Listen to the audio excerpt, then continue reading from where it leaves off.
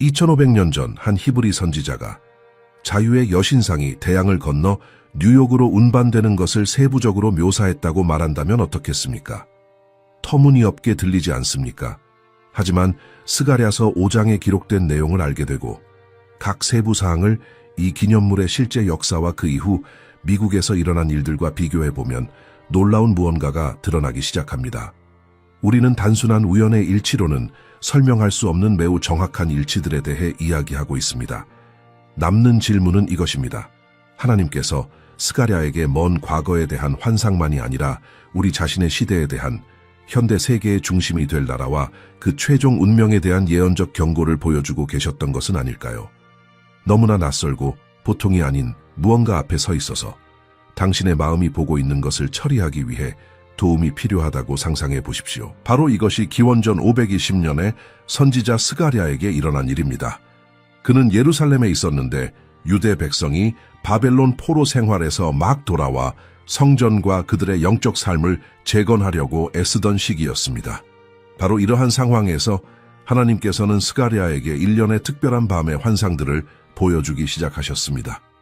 그리고 이 환상들 중 7번째 것이 지금 우리의 관심사인데 그것이 수천 년을 관통하는 상징을 담고 있기 때문입니다. 스가랴서 5장 5절부터 11절까지 선지자를 당혹스럽게 만든 무언가가 기록되어 있습니다. 그와 말하던 천사가 말했습니다. 이제 내 눈을 들어 나오는 이것이 무엇인지 보라. 스가랴가 대답했습니다. 이것이 무엇입니까? 천사가 설명했습니다. 나오는 것은 에바입니다. 자, 이 세부 사항에 주목하십시오.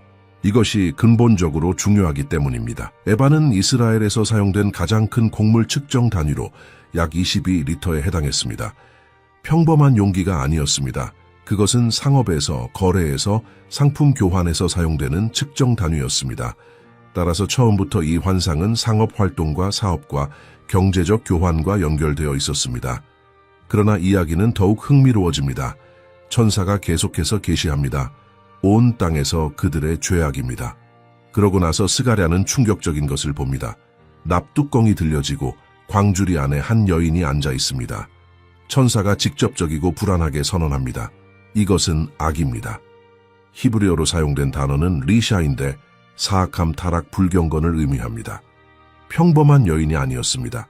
그것은 악 자체의 살아있는 의인화였습니다. 거기 그 상업적 측량 단위 안에 앉아 있는 것은 인간의 부패의 본질이었고 하나님께 대한 반역이었으며 영혼을 파괴하고 사람들을 창조주로부터 멀어지게 하는 모든 것이었습니다. 이제 저와 함께 생각해 보십시오. 왜 여인입니까? 왜 남자나 동물이나 단순히 추상적인 상징이 아니었습니까? 예언적 언어에서 여성적 인물들은 종종 체계들, 국가들 또는 영적 운동들을 나타냅니다.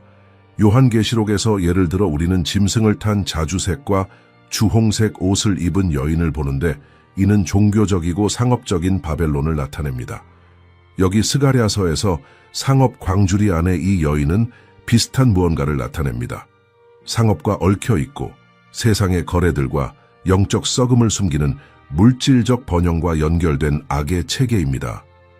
그리고 우리가 무시할 수 없는 중요한 세부 사항이 있습니다. 이 여인은 광주리 안에 봉인되어 있었습니다. 천사가 여인을 에바 안으로 다시 밀어넣고 계구부 위에 납뚜껑을 놓았습니다. 납 무겁고 밀도 높고 불투명한 금속입니다. 이것은 악이 숨겨진 채로, 은폐된 채로, 봉인된 채로 운반되고 있었다는 것을 의미합니다. 겉으로는 단지 평범한 상업 광주리일 뿐입니다. 안으로는 불경건의 본질이 특정 목적지로 실려가고 있었습니다. 여정 동안 아무도 실제로 무엇이 운반되고 있는지 알지 못할 것입니다. 외적 모습은 내용물의 진정한 본질을 드러내지 않았습니다. 그러나 여기 당신을 멈춰 서서 생각하게 만들 것이 있습니다. 이것은 제자리에 머물러 있을 무언가에 대한 환상이 아니었습니다. 아닙니다. 이 광주리와 그 안의 여인에게 무언가 일어나려고 하고 있었습니다. 천사가 스가랴에게 운송을, 여정을, 최종 목적지를 드러내려고 하고 있었습니다. 그리고 이 봉인된 악이 어디로 옮겨지고 있었는지, 그리고 누구에 의해서인지를 발견하게 되면 이 예언적 퍼즐의 모든 조각이 당신으로 하여금 현대 세계를 완전히 다른 눈으로 보게 만드는 방식으로 맞춰지기 시작할 것입니다. 왜냐하면 다음에 올 것은 단지 고대 역사가 아니기 때문입니다. 그것은 우리 자신의 시대를 이해하는 열쇠입니다. 이제 스가랴의 환상이 극적인 움직임을 얻습니다. 상업 광주리 안에 봉인된 여인을 본 후 선지자는 그의 심장을 빠르게 뛰게 만들었을 무언가를 목격합니다. 그는 기록합니다. 내가 눈을 들어보니 두 여인이 나왔는데 바람이 그들의 날개에 있었으니 그들이 황사의 같은 날개를 가졌기 때문입니다. 그들이 에바를 땅과 하늘 사이로 들어 올렸습니다. 두 여인이 장면에 나타납니다. 그러나 그들은 평범한 여인들이 아니었습니다. 그들은 날개를 가지고 있었습니다. 그리고 아무 새의 날개가 아니었습니다. 황사의 같은 날개였습니다. 우리에게 21세기에 황사에는 단지 크고 우아한 새처럼 보일 수 있습니다.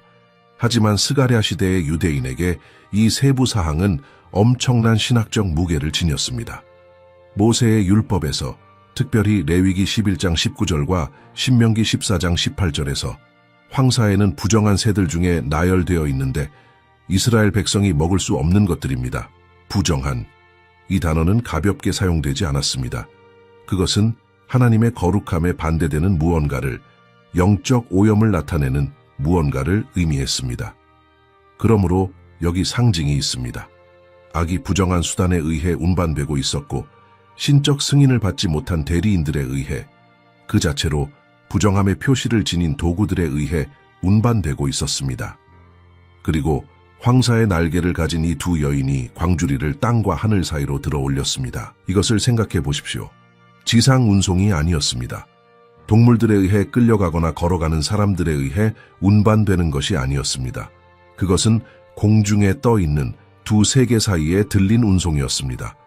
여인이 든 광주리가 그 시대의 기준으로는 초자연적인 방식으로 공간을 통해 이동되고 있었습니다. 스가랴는 사물들이 어떻게 운반될 수 있는지에 대한 그의 이해에 도전하는 무언가를 보고 있었습니다. 이제 당신을 말문이 막히게 할 역사적 연결을 만들어 봅시다. 1886년에 특별한 일이 일어났습니다. 프랑스에서 조각가 프레데릭 오귀스트 바르톨디에 의해 건설되었던 자유의 여신상이 미국으로 운반될 필요가 있었습니다. 하지만 46m 높이에 225톤의 동상을 한 번에 옮기는 것은 불가능했습니다. 해결책은 그것을 350개의 개별 조각으로 완전히 분해하고 모든 것을 214개의 나무 상자에 포장하고 프랑스 선박 이제르호를 타고 대서양을 건너 운반하는 것이었습니다. 장면을 상상해 보십시오. 이교 여신을 나타내는 거대한 여성 형상이 조각조각 나누어지고 상자에 봉인되고 그런 다음 5,500km 이상의 대양을 가로질러 실려갑니다. 수주간 지속된 이 횡단 내내 그 배를 바라보는 사람은 누구도 실제로 무엇이 운반되고 있는지 알지 못했을 것입니다. 상자들이 내용물을 숨겼습니다. 화물의 진정한 본질은 여정 동안 숨겨지고 봉인되고 시야로부터 보호되었습니다. 정확히 스가랴의 환상에서 여인이 운송 중에 납뚜껑으로 봉인되어 있었던 것처럼 말입니다. 그리고 더 있습니다. 바르톨디의 원래 도안에서 동상은 날개를 가지고 있었습니다. 그렇습니다. 제대로 읽으셨습니다. 예비 그림들은 천사 같은 날개를 가진 형상을 보여주었습니다. 실용적인 공학적 이유와 비용 때문에 이 날개들은 최종 디자인에서 제거되었습니다. 하지만 원래 의도는 저 거대한 여인이 날개를 가지는 것이었습니다. 두 개체가 날개 달린 여성 형상을 하늘과 바다를 가로질러 새로운 대륙으로 운반합니다. 예언적 일치가 무시하기 불가능해지기 시작합니다. 그러나 이 운송에는 목적지가 있었습니다. 그것은 목적 없는 여정이 아니었습니다. 광주리는 아무 곳으로나 옮겨지고 있지 않았습니다. 이 봉인된 악이 하역되고 세워져야 할 특정 장소가 정해진 영토가 있었습니다. 그리고 스가랴가 언급한 그 장소가 어디였는지, 그리고 그것이 왜 선택되었는지를 발견하게 되면 완전한 그림이 당신의 마음속에서 우리가 살고 있는 세계에 대한, 그리고 바로 이 순간 우리 눈앞에서 펼쳐지고 있는 사건들에 대한 당신의 관점을 완전히 바꿀 방식으로 형성되기 시작할 것입니다. 그래서 스가랴는 이 특별한 장면을 보면서 우리 중 누구라도 할 질문을 합니다. 그가 천사에게 묻습니다. 그들이 에바를 어디로 가져갑니까? 천사의 대답은 직접적이고 예언적 의미로 가득합니다. 신할 땅에 그녀를 위해 집을 짓기 위함이요. 집이 준비되면 여인이 거기 그녀의 마땅한 자리에 놓일 것입니다. 신할 땅. 이 이름은 성경의 어떤 학자라도 즉시 멈춰서서 주의를 기울이게 해야 합니다. 왜냐하면 신할은 성경 역사에서 평범한 장소가 아니기 때문입니다. 그것은 하나님께 대한 인류의 가장 중요한 반역 사건들 중 하나의 무대입니다. 신할 땅은 창세기 10장 10절에서 처음 나타나는데 홍수 이후 역사의 첫 번째 반역적 왕인 니므롯이 그의 왕국을 세운 곳으로 나옵니다. 그리고 신할에서 특별히 창세기 11장 2절에 언급된 신할 평지에서 연합된 인류가 바벨탑을 건설했는데 인간 오만에 대한 저 기념물을 자신들의 노력으로 하늘에 도달하고 하나님께 의존하지 않고 자신들을 위해 이름을 세우려는 저 시도를 말입니다. 신할은 바벨론과 동의어입니다. 그것은 조직된 반역의 요람이고 우상 숭배적 인본주의에 신적 원칙들에 직접 반대되어 건설된 문명의 발상지입니다. 이제 여기가 많은 해석자들이 실수하는 곳입니다. 그들은 스가랴가 신할 땅을 언급할 때 그가 문자 그대로의 지리적 바벨론에 대해 고대 도시의 폐허가 있었던 현재의 이라크에 있는 저 지역에 대해 이야기하고 있다고 가정합니다. 하지만 저와 함께 생각해 보십시오. 왜 하나님께서 무언가가 그토록 조심스럽게 그리고 상징적으로 운반되는 것에 대한 예언적 환상을 스가랴에게 주시면서 단지 악이 이미 한 번 떠났던 곳으로 돌아가기 위해서였겠습니까? 말이 되지 않습니다. 환상은 새로운 신할에 대해 새로운 바벨론에 대해 원래 바벨론과 같은 영을, 같은 본질을, 같은 특성들을 지니지만 세계의 다른 부분에서 그리고 역사의 다른 시기에 있을 장소에 대해 이야기하고 있습니다. 그리고 여기가 미국이 무시될 수 없는 방식으로 예언적 방정식에 들어가는 곳입니다. 일치들을 보십시오. 고대 바벨론은 그 시대의 세계 무역의 중심이었습니다. 뉴욕은 월스트리트가 세계 경제를 좌우하면서 현대 지구의 금융 중심지가 되었습니다. 바벨론은 국가들이 무역하기 위해 수렴하는 문들의 도시였습니다. 미국은 뉴욕 항구와 앨리스 섬을 통해 모든 나라들로부터 수백만 명의 이민자들을 받아들여 역사상 가장 큰 문화적 도가니가 되었습니다. 바벨론은 과시적인 부와 과도한 사치로 알려졌습니다. 미국은 물질주의, 소비주의, 그리고 무엇보다도 물질적 번영을 향한 끊임없는 추구와 동의어가 되었습니다. 바벨론은 그 시대에 비할 데 없는 군사적 영향력을 가졌습니다. 미국은 150개 이상의 국가에 기지를 둔 세계가 본 가장 큰 군사력을 보유하고 있습니다. 바벨론은 오만했고 자신의 무적성을 확신했습니다. 미국 예외주의의 사고방식, 미국이 파괴될 수 없고 다른 국가들을 지배하는 법 위에 있다는 생각은 정확히 같은 태도를 반영합니다. 그리고 아마도 가장 불안한 것은 바벨론은 영성의 외양을 유지하면서 여러 신들에 대한 숭배를 혼합하는 혼합주의적 종교체계였습니다. 미국은 정확히 이것을 발전시켰는데 각자가 자신의 진리를 선택하는 슈퍼마켓 영성으로 복음이 희석되고 자기 개발과 물질적 번영의 메시지로 변형되었습니다. 그러나 요한계시록에 이 확인을 봉인하는 특정 세부 사항이 있습니다. 요한계시록 17장 15절에 마지막 때의 바벨론에 대해 이렇게 기록되어 있습니다. 네가 본 바 음녀가 앉은 물은 백성들과 무리들과 나라들과 방언들이니라. 그리고 자유의 여신상은 어디에 있습니까? 문자 그대로 물 위에 앉아 있습니다. 뉴욕 항구에 모든 언어들과 나라들의 백성들로 형성된 국가의 입구에 말입니다. 요한계시록 18장 3절에서 우리는 읽습니다. 모든 나라들이 그의 음행의 진노의 포도주를 마셨고 땅의 왕들이 그와 음행하였으며 땅의 상인들이 그의 사치의 풍요로움으로 치부하게 되었도다. 현대 세계에서 어떤 나라가 자신의 문화를, 자신의 가치를, 자신의 생활 방식을 지구의 모든 다른 나라들로 수출했습니까? 어떤 나라가 자신의 만족할 줄 모르는 소비주의를 통해 땅의 상인들을 부유하게 만들었습니까? 마지막 때의 신할 땅은 중동의 사막이 아닙니다. 그것은 무역의, 문화의, 오락의, 그리고 세계적 영향력의 중력 중심이 된 서방의 초강 대국입니다. 그리고 바로 이곳으로 봉인된 악이 운반되었습니다. 하지만 운반하는 것만으로는 충분하지 않았습니다. 천사가 목적이 집을 짓는 것이라고 말했습니다. 그리고 이 집은 여인을 받아들이고 그녀를 마땅한 자리에 놓기 위해 완전히 준비될 때까지 벽돌 하나하나 결정 하나하나씩 건설될 필요가 있었습니다. 그리고 이 집의 건설이 무엇을 의미하는지 이해할 때 지난 수십 년간 미국이 거친 특정 단계들을 볼 때 소름 끼치는 일이 일어납니다. 당신은 집이 준비되었다는 것을 깨닫게 됩니다. 집을 짓는 것은 하루아침에 일어나지 않습니다. 그것은 과정입니다. 기초가 필요하고 구조가 필요하고 마감이 필요합니다.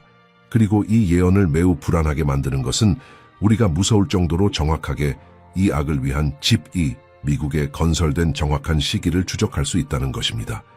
우리는 수세기에 걸친 점진적인 변화들에 대해 이야기하고 있지 않습니다. 우리는 60여 년 조금 전에 시작되어 한때 이 나라를 지탱했던 기독교적 기초를 벽돌 하나씩 제거한 의도적이고 가속화된 변화에 대해 이야기하고 있습니다. 첫 번째 큰 이정표는 1962년에 일어났습니다. 그 해까지 미국 어린이들은 기도로 학교 하루를 시작했습니다. 그것은 자연스러운 것이었고 건국 이래 국가의 문화적 구조의 일부였습니다. 하지만 그 해의 미국 대법원은 엥겔 대 비탈레 사건에서 공립학교에서의 기도가 위헌이라고 결정했습니다. 이것의 상징성을 생각해 보십시오. 유럽에서의 종교 박해를 피해 도망친 순례자들에 의해 세워진 나라 화폐에 우리는 하나님을 신뢰한다고 새긴 나라, 하나님에 대한 언급으로 가득 찬 대통령들과 건국 문서들을 가진 나라가 갑자기 어린이들이 더 이상 교육기관 내에서 창조주께 기도할 수 없다고 선언했습니다. 집의 첫 번째 벽이 세워지고 있었습니다. 하나님과 교육 사이의 급진적 분리입니다. 다음 해인 1963년에 대법원은 더 나아갔습니다. 에빙턴 학군대 샘프 사건에서 공립학교에서의 성경 읽기가 금지되었습니다. 기도뿐만 아니라 이제 하나님의 말씀 자체가 교육 환경에서 추방되었습니다. 전체 세대에 대한 이것의 영향을 상상해 보십시오. 성경적 진리에 대한 어떤 노출도 없이, 절대적 도덕적 기초 없이, 인간의 의견보다 더 큰 무언가에 기반한 옳고 그름의 기준 없이 자랄 어린이들입니다. 그것은 이후에 올 모든 것을 위한 땅을 준비하는 것이었습니다. 그러고 나서 우리는 미국 역사에서 가장 어두운 순간들 중 하나에 도달합니다. 1973년 1월 22일 로데 웨이드 사건. 대법원은 낙태가 헌법적 권리라고 선언했습니다. 그 결정부터 마침내 뒤집힌 2022년까지 6,300만 명 이상의 아기들이 미국에서 합법적으로 낙태되었습니다. 6,300만. 당신이 규모를 가늠할 수 있도록 이것은 제거된 이탈리아 전체 인구보다 많습니다. 세상에 빛이 되는 것을 자랑스러워했던 나라가 산업 규모로 무고한 자들의 살인을 제도화했습니다. 그리고 단지 제도화했을 뿐만 아니라 외교적 압력과 전 세계적으로 낙태 조직들에 대한 자금 지원을 통해 이 이데올로기를 전 세계로 수출했습니다. 집에 또 다른 벽이 건설되고 있었습니다. 법으로 확립된 죽음의 문화입니다. 80년대와 90년대는 또 다른 근본적인 벽돌을 가져왔습니다. 번영 복음의 폭발입니다. 카리스마적 설교자들이 그리스도의 메시지를 개인적 부의 공식으로 변형시키기 시작했습니다. 하나님은 당신이 부자가 되기를 원하십니다. 사역에 돈을 주면 100배를 더 받을 것입니다. 성경의 하나님이 물질적 욕구를 만족시키기 위해 존재하는 램프의 진위로 대체되었습니다. 자기 자신에 대한 죽음을 나타내는 십자가가 재정적 성공의 약속들로 교환되었습니다. 그리고 이것은 미국에 국한되지 않았습니다. 위성으로 송출되는 기독교 텔레비전 채널을 통해 이 왜곡된 신학이 전 지구의 교회들을 오염시켰습니다. 요한계시록에서 언급된 영적 매춘이 구체적인 형태로 나타나고 있었습니다. 2000년대는 최고 속도의 성혁명을 가져왔습니다. 이전에는 숨겨지고 수치스러운 것이었던 포르노그래피가 주류가 되었습니다. 고속 인터넷과 함께 그것은 모든 기기에서 클릭 한 번 거리에 있게 되었습니다. 연구들은 포르노그래피에 대한 첫 노출의 평균 연령이 11세로 떨어졌음을 보여줍니다. 주로 캘리포니아에 중심을 둔 포르노그래피 산업은 미국에서 가장 수익성 있는 산업들 중 하나가 되어 연간 수백억 달러를 창출했습니다. 그리고 이 미국 산업이 세계 시장을 지배하며 전 지구의 수십억 명의 사람들의 성을 형성하고 있습니다. 인간 신체의 대상화, 친밀함에 대한 신적 설계의 왜곡, 모든 것이 현대 바벨론에서 정상화되고 수출되고 있습니다. 2015년 6월 26일 집 건설의 또 다른 결정적인 이정표, 오버게펠대 호지스 사건, 대법원은 창세기 이래 하나님에 의해 확립된 제도인 결혼을 동성 간의 결합을 포함하도록 재정의했습니다. 단순히 허용하거나 용인하는 것만으로는 충분하지 않았습니다. 그것은 천년의 제도에 대한 강제된 재정의였습니다. 그리고 남자와 여자 사이의 결합으로서 결혼에 대한 성경적 정의를 유지한 사람들은 편협하고 증오에 찬 공포증을 가진 것으로 낙인 찍히기 시작했습니다. 성경적 진리가 사회적으로 범죄화되었습니다. 그러고 나서 우리는 가속화가 현기증 나게 된 최근 몇 년에 도달합니다. 젠더 이데올로기가 초등학교 안으로 밀려 들어왔습니다. 5살, 6살의 어린이들이 생물학적 성별과 무관하게 남자나 여자가 되는 것을 선택할 수 있다고 배우고 있습니다. 호르몬 치료와 비가역적 수술들이 혼란스러운 청소년들에게 제공되고 있습니다. 이 모든 것이 진보와 긍정으로 칭송되고 있습니다.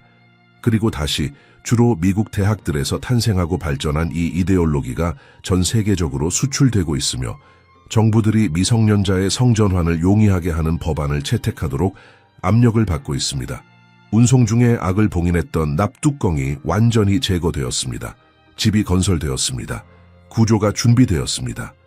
그리고 불경건을 나타내는 여인은 더 이상 광주리 안에 숨겨져 있지 않습니다. 그녀는 노출되고 칭송되고 왕좌에 앉았습니다.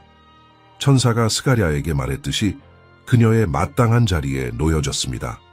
그리고 이 마땅한 자리는 권위의 위치이고 영향력의 위치이고 문화와 법에 대한 지배의 위치입니다. 한때 죄라고 불렸던 것이 이제 권리라고 불립니다.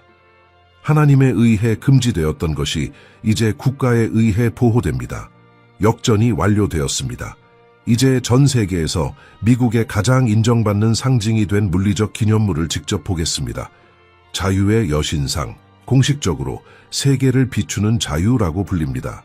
스가랴의 예언적 묘사와 이 동상의 실제 세부 사항들을 나란히 놓으면 일치들이 너무나 구체적으로 너무나 많이 되어서 단순한 우연의 가능성에 도전하기 시작합니다. 첫 번째 일치, 여인. 스가랴는 광주리 안에 한 여인을 보았습니다. 그리고 자유의 여신상은 무엇입니까? 거대한 여성 형상입니다. 하지만 그것만이 아닙니다. 이 형상이 누구를 나타내는지 이해하는 것이 중요합니다. 동상은 자유의 로마 여신인 리베르타스를 본떠 만들어졌습니다. 실제 인물이나 추상적 개념의 표현이 아니었습니다. 그것은 문자 그대로 이교 여신이었습니다. 조각가 프레데릭 오기스트 바르톨디는 신을 창조하고 있었습니다. 이것은 그 기념물이 그 구상부터 우상 숭배의 요소를 담고 있었다는 것을 의미합니다. 스스로를 기독교 국가로 여기는 나라의 항구에 이교 여신이 세워지고 있었습니다. 두 번째 일치, 날개들.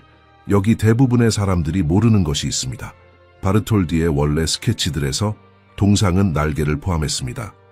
형상의 등에서 뻗어나오는 큰 천사 같은 날개들이었습니다. 예비 그림들은 이것을 분명히 보여줍니다. 공학적 문제들, 무게와 비용 때문에 이 날개들은 최종 프로젝트에서 제거되었습니다. 하지만 창조자의 원래 의도는 저 거대한 여인이 날개를 가지는 것이었습니다. 정확히 광주리를 운반했던 스가랴의 환상 속 두 여인이 날개를 가졌던 것처럼 말입니다. 일치는 단지 날개가 있다는 사실에만 있는 것이 아니라 기념물 자체가 그 원래 디자인에서 이 요소를 포함했다는 사실에 있습니다. 세 번째 일치, 땅과 하늘 사이의 들림.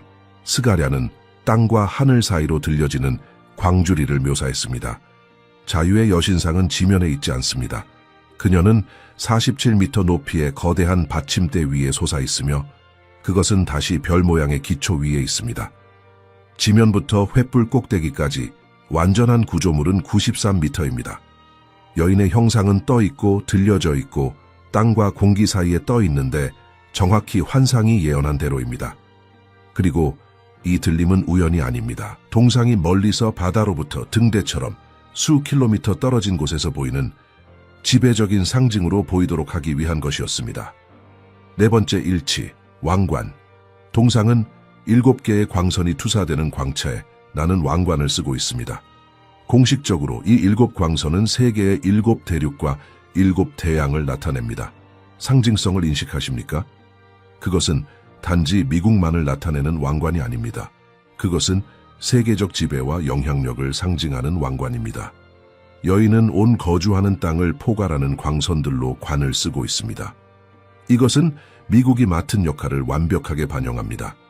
단지 나라들 중 하나의 나라가 아니라 모든 대륙에 영향력을 행사하고 모든 대항을 통해 그 권력을 투사하며 극에서 극까지 문화들을 형성하는 강대국입니다.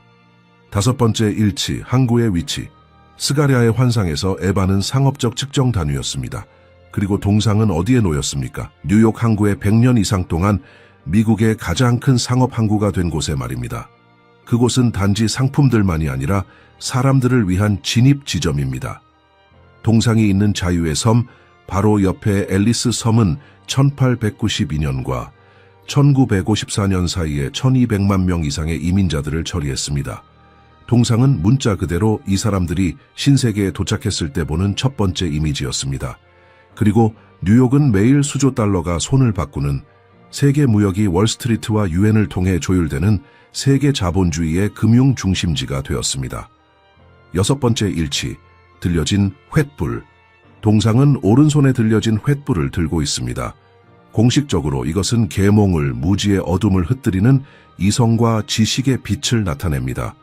하지만 여기 예언적 아이러니가 있습니다.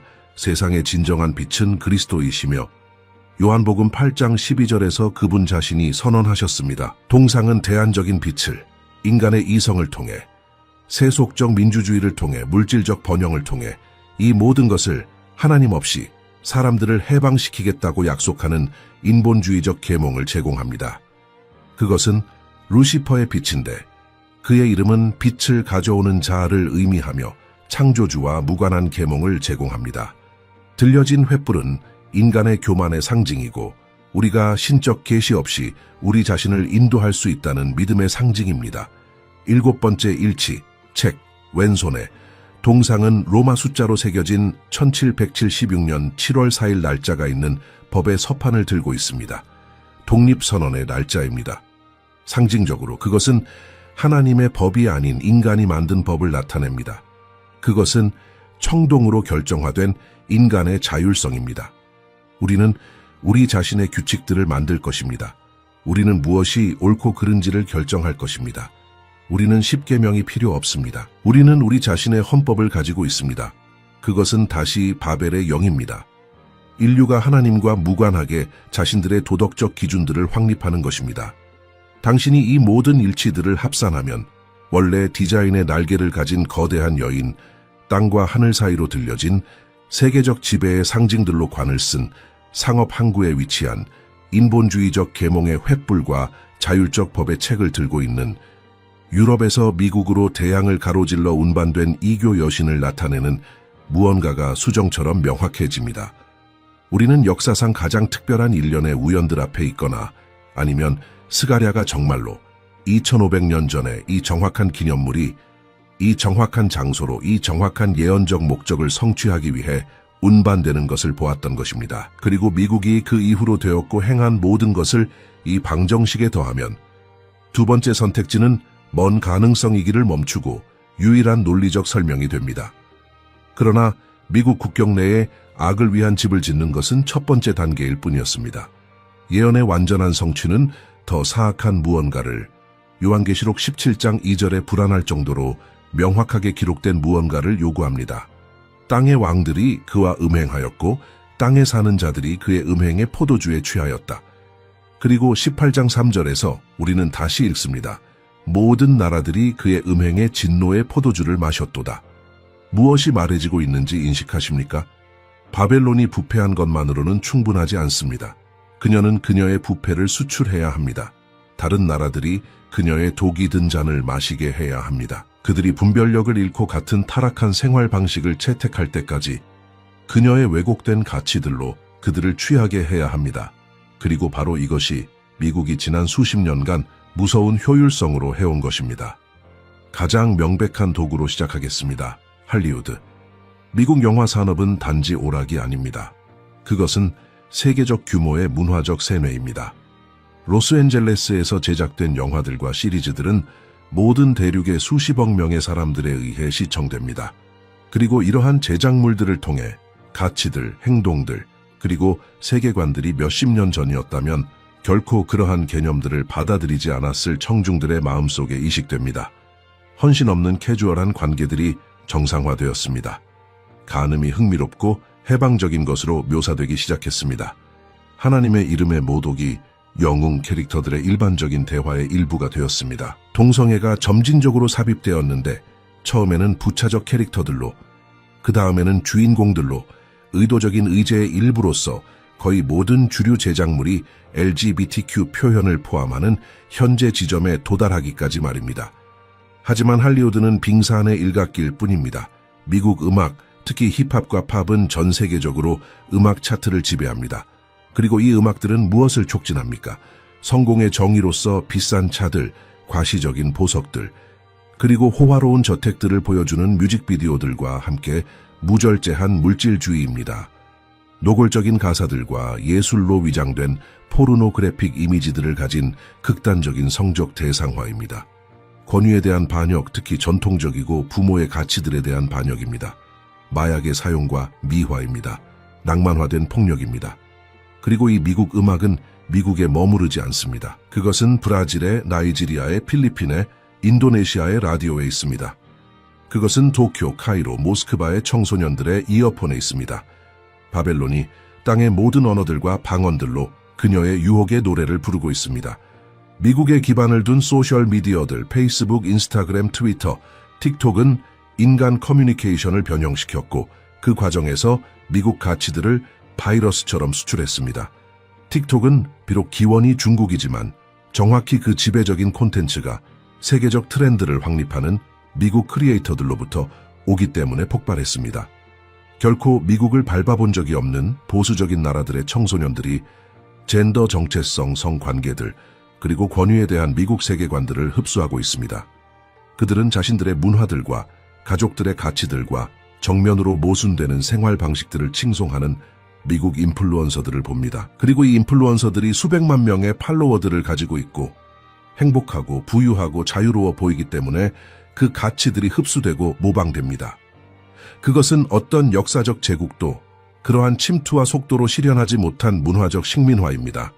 다른 나라들에서 입법 변화를 위한 미국의 외교적 압력은 무자비했습니다. 아프리카, 아시아, 남미 국가들의 미국 대사관들은 LGBTQ 행사들과 명분들을 적극적으로 촉진하며 종종 기독교 또는 이슬람 다수의 지역 주민들을 깊이 모욕합니다. 경제적 원조가 낙태, 젠더, 그리고 결혼에 대한 진보적 법안의 채택의 조건부로 됩니다. 수년간 미국 행정부들은 생식 권리 의제들의 수용에 수십억 달러의 해외 원조를 연결시켰는데 이것은 낙태에 대한 암호화된 언어입니다. 이러한 압력들에 저항하는 아프리카 국가들은 자원 삭감, 경제 제재 또는 외교적 고립으로 위협받습니다. 그것은 저항할 힘이 없는 더 약한 나라들에게 그녀의 매춘들을 강요하는 현대 바벨론의 도덕적 제국주의입니다. 미국의 본부를 두고 미국 억만장자들에 의해 자금을 지원받는 비정부 조직들은 지역 전통적이고 종교적 가치들과 모순되는 사회적 변화를 적극적으로 촉진하며 수십 개국에서 활동합니다. 미국의 가장 큰 낙태 제공자인 플랜드 페어런트후드는 개발도상국들에서도 클리닉들과 프로그램들을 운영합니다. 미국 재단들에 의해 자금을 지원받는 LGBTQ 권리 조직들은 인구의 대다수가 여전히 성과 결혼에 대한 성경적 관점을 유지하는 나라들에서 법들과 태도들을 변경하기 위해 일합니다. 이 NGO들은 단순히 인도주의적 원조를 제공하고 있지 않습니다. 그들은 의도적으로 전체 문화들을 현대 세속 미국의 이미지로 변형시키기 위해 일하고 있습니다. 그리고 미국 다국적 기업들은 그들의 세계적 운영을 통해 가치들을 강요합니다. LGBTQ 프라이드 달동안 디즈니, 애플, 구글, 마이크로소프트, 그리고 수많은 다른 회사들 같은 기업들은 미국에서만이 아니라 그들이 운영하는 모든 나라에서 그들의 로고들을 무지개 깃발들로 덮습니다.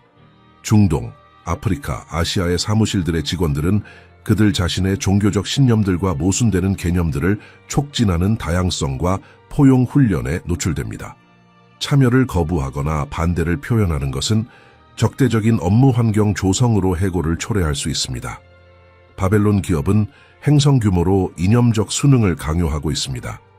모든 이 힘들이 동시에 작동한 누적 결과는 할리우드, 음악, 소셜미디어, 외교적 압력, 활동가 NGO들, 글로벌 기업들, 50년 전에는 독점적으로 미국적이었던 가치들이 이제 수세기의 유럽 식민화에 저항했던 나라들에서 불처럼 퍼지고 있다는 것입니다. 바벨론은 이 나라들을 정복하기 위해 군대가 필요하지 않았습니다. 그녀는 자신들의 전통을 자발적으로 포기하고 대음녀를 모방하기 시작할 때까지 그녀의 음행의 포도주로 그들을 취하게 했습니다. 그것은 우리 눈앞에서 실시간으로 일어나고 있는 예언의 성취입니다. 그리고 나라들이 이 잔에서 더 많이 마실수록 그들은 자신들의 영적 취기 상태에 대해 더 맹목적이 되는데 정확히 이미 너무 많이 마신 사람이 자신이 얼마나 중독되어 있는지 인식하지 못하는 것처럼 말입니다. 그리고 이것은 우리를 현대 바벨론에 대한 예언의 가장 불안한 측면으로 이끕니다. 요한계시록 18장 8절은 선언합니다. 그러므로 하루 동안에 그의 재앙들이 이르리니 사망과 애통과 기근이요 그가 불에 살라지리니 그를 심판하시는 주 하나님은 강하심이라. 하루 동안에 로마 제국처럼 수세기에 걸친 점진적 쇠퇴가 아닙니다. 그것은 갑작스럽고 빠르고 파국적인 파괴입니다. 10절은 말합니다. 그의 고통을 무서워하여 멀리 서서 이르되 화이또다 화이또다 큰 성 견고한 성 바벨론이여 한 시간에 내 심판이 이르렀도다. 한 시간. 땅의 상인들은 15절에서 멀리 서서 울며 애통하여 이르되 화이또다 화이또다 큰 성이여. 19절은 반복합니다. 한 시간에 황폐하게 되었도다. 이것은 심판이 현대 바벨론에 미국에 올 때 대피할 시간도 준비할 시간도 자산을 이동할 시간도 없을 것임을 의미합니다. 그것은 즉각적일 것입니다. 세상이 충격 속에서 지켜보는 동안 초강대국을 제로 변화시키는 사건입니다. 그리고 미국이 핵무기의 가장 큰 집중지를 가지고 민간 핵시설들을 가지고 핵 보유 적국들의 주요 표적이라는 것을 고려하면 1시간 안의 파괴 시나리오는 더 이상 공상과학이 아닙니다. 그것은 실제 기술적 가능성입니다. 집이 준비되었습니다. 여인이 그녀의 마땅한 자리에 있습니다. 아기 왕좌에 앉았고 수출되었습니다. 예언적 경고들이 주어졌습니다. 그리고 이제 단 하나의 질문만 남았습니다. 땅의 심판자께서 그만이라고 말씀하시기까지 얼마나 걸릴 것인가? 그러니 우리는 여기 인류 역사에서 전례 없는 순간을 살고 있습니다. 우리는 방금 2500년 전에 주어진 예언을 통해 걸어왔고 모든 세부사항을, 모든 상징을, 모든 일치를 검토했습니다. 그리고 우리가 발견한 것은 강제된 해석이나 상상의 연습이 아닙니다. 그것은 너무나 정확하고 너무나 상세하고 우연이 되기에는 너무나 불가능한 예언 성취의 패턴으로 우리로 하여금 많은 이들이 무시하는 것을 선호할 현실과 직면하도록 강요합니다. 하나님께서 경고하셨습니다. 그분은 스가랴에게 단지 과거의 사건들만이 아니라 마지막 때의 세계적 반역의 진원지가 될 나라의 운명을 보여주셨습니다. 광주리 안의 여인, 납뚜껑, 공중과 바다를 통한 운송, 신할당, 집의 건설, 이 모든 것이 자유의 여신상의 역사와 미국의 도덕적이고 영적인 변화에서 정확한 일치를 찾습니다. 그리고 이제 집이 완전히 건설되고 악이 확고히 확립되어 모든 나라들로 수출된 지금 우리는 예언의 가장 끔찍한 부분의 성취, 전 마지막 순간들을 살고 있습니다. 갑작스럽고 파괴적인 심판입니다. 그러나 이 계시는 우리를 단지 지적으로 호기심 있게 하거나 예언적으로 정보를 제공하는 데 그쳐서는 안 됩니다. 그것은 우리를 변화시켜야 합니다. 우리가 살고 있는 시대를 정말로 이해한다면, 세계 사건들 뒤에 영적 현실을 정말로 본다면, 그러면 우리는 이 모든 것이 중요하지 않은 것처럼 계속 살 수 없습니다. 요한계시록 18장 4절은 세기를 통해 우리 시대까지 울려 퍼지는 긴급한 부르심을 담고 있습니다. 내 백성아, 거기서 나와 그의 죄에 참여하지 말고 그가 받을 재앙들을 받지 말라. 이것은 반드시 물리적으로 국가를 떠나라는 명령이 아닙니다. 비록 어떤 이들에게는 그럴 수 있지만 말입니다. 그것은 주로 영적 분리를 위한 현대 바벨론의 가치들, 우선순위들, 그리고 관행들의 거부를 위한 부르심입니다. 그것은 그녀의 음행의 포도주에 취하지 않기 위한, 그녀의 죄들에 참여하지 않기 위한, 그녀의 기준들에 순응하지 않기 위한 경고입니다. 우리는 외국인들과 순례자들로서, 다른 왕국의 시민들로서 이 정죄받은 체계에 일시적으로 거주하는 동안에도 만왕의 왕께 우리의 독점적 충성을 유지하며 살아야 합니다. 이것은 우리 가족들과 믿음의 공동체들 내에서 깊은 대화를 위한 순간입니다. 피상적인 것을 넘어서서 우리가 어디에 우리의 신뢰를, 우리의 안전을, 우리의 감정적이고 영적인 투자들을 두고 있는지에 대한 근본적인 질문들에 도달하는 성찰을 위한 순간입니다. 악의 집은 완성되었지만 하나님의 집인 그분의 교회는 준비되고 정화되고 깨어 있어야 합니다. 그래서 나는 이제 당신을 더 이상 수동적인 관찰자로서가 아니라 우리 시대의 예언적 현실을 향해 깨어나고 있는 사람으로서 초대합니다. 이 발견과 준비의 여정을 계속하기 위해 이 채널을 팔로우하십시오. 우리 주변에서 증가하고 있는 징조들에 대한 더 깊은 이해로 당신을 장비시킬 종말론 예언들에 전념하는 전체 재생 목록이 있습니다. 우리 눈앞에서 성취되고 있는 다른 예언들을 밝히는 채널의 다른 비디오들을 탐색하십시오. 그리고 무엇보다도 가장 중요한 것은 이 메시지가 단지 당신의 마음속 정보로만 남지 말고 당신의 삶에서 변화가 되게 하십시오. 왜냐하면 우리가 살고 있는 시대를 아는 것은 단지 호기심을 만족시키기 위한 특권이 아니기 때문입니다. 그것은 응답을 요구하는 책임입니다. 그리고 그 응답은 우리 각자가 하나님 앞에서 대답해야 할 질문으로 시작됩니다. 우리가 정말로 현대 바벨론의 심판 전 마지막 날들을 살고 있다면 이것이 내가 오늘 살고 있는 방식을 어떻게 바꾸는가?